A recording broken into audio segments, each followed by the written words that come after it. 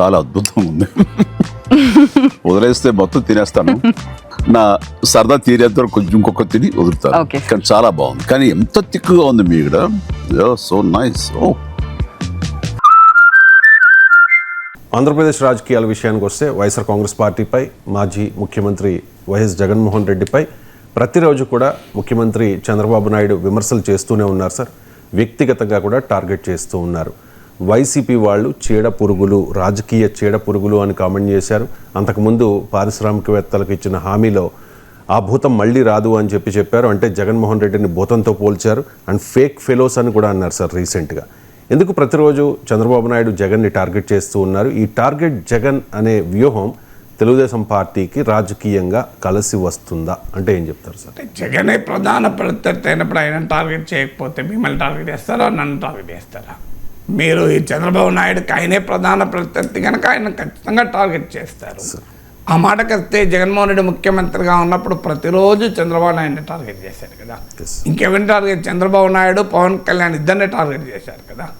So అందువల్ల ఎవరైనా తమ రాజకీయ ప్రత్యర్థుల్నే టార్గెట్ చేయడం సహజం. ఇక నెక్స్ట్ క్వశ్చన్ వచ్చేది, ఇది రాజకీయంగా ప్రయోజనం అని. ఆంధ్రప్రదేశ్కి వచ్చేవరకు ఏంటంటే, నేను నిన్న కూడా చెప్పాను, పబ్లిక్ ఇష్యూస్ పైన ఫైట్ చేస్తాం రెండు పార్టీలకు ఇష్టం లేదు. ఎందుకు ఇష్టం లేదంటే కొన్ని కామన్, మీకు ఉదాహరణకు పోలవరం ఉంది. పోలవరం పైన జగన్ ఏమన్నా అడుగుతాడా చంద్రబాబు నాయుడు? ఎందుకు పోలవరం పూర్తి చేయలేదు, ఎప్పుడు పూర్తి చేస్తామన్న ప్రశ్న కూడా అడగదు జగన్. ఎందుకు?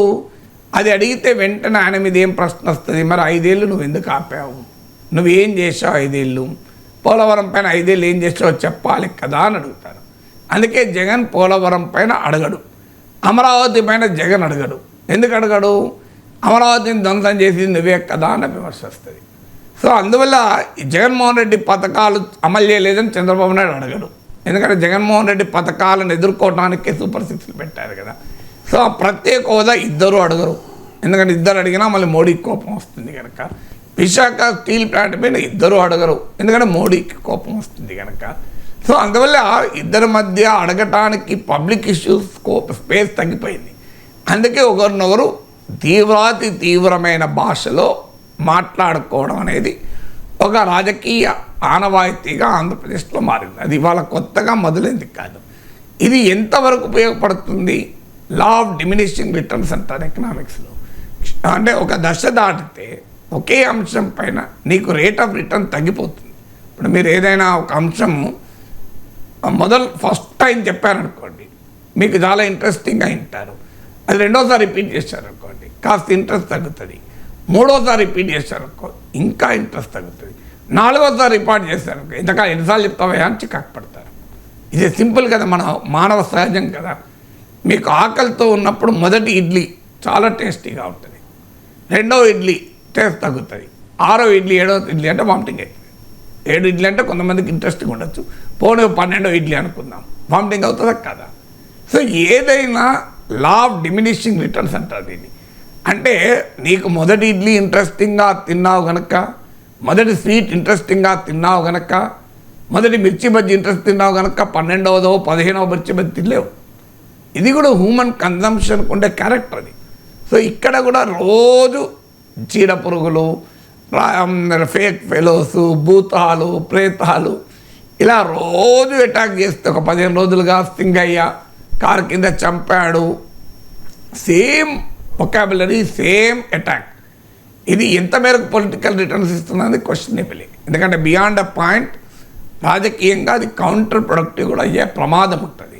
మీరు చరిత్రలో చూడండి, మీకు ఎవరైతే విపరీతంగా టార్గెట్ చేయబడ్డారో వారు పొలిటికల్గా బలపడ్డ ఉదాహరణలు కూడా ఉన్నాయి.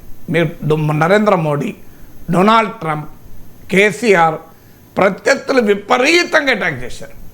ఏమైంది? అది 2014కి ముందు మీకు కేసీఆర్కి లాభమైంది, మీకు మోడీకి లాభమైంది, మీకు ట్రంప్కి లాభమైంది.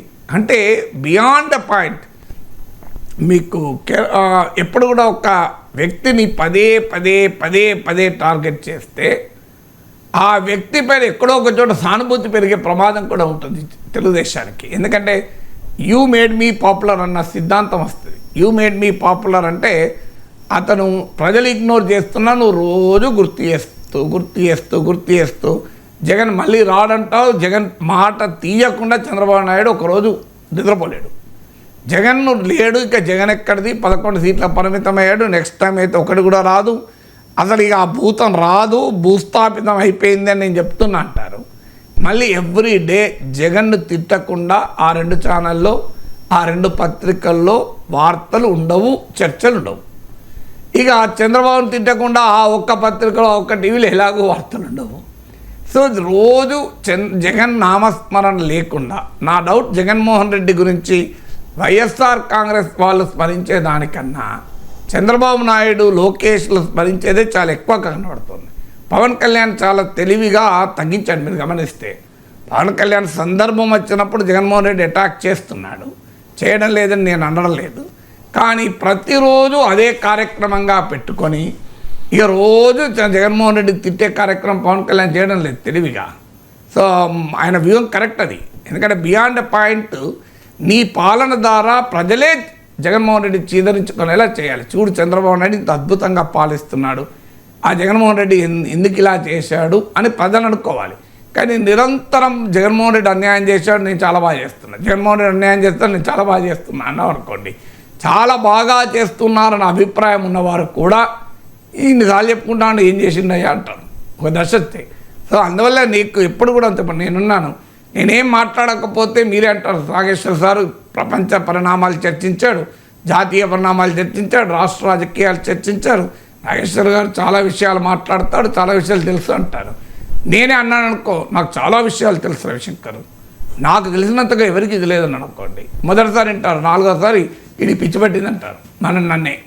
అందువల్ల ఎప్పుడు నేను నేను నేను నేను గొప్ప, ఎదుటోడు పనికిమాలినోడు అనే విధానము రాజకీయంగా కూడా ఉపయోగపడదు. అది జగన్మోహన్ రెడ్డి కూడా ఉపయోగపడలేదు. జగన్మోహన్ రెడ్డి 5 ఏళ్ళు అదే పని కదా, 5 ఏళ్ళు అసెంబ్లీలోనే బయట అయినా ఇంకో మాటే లేదు.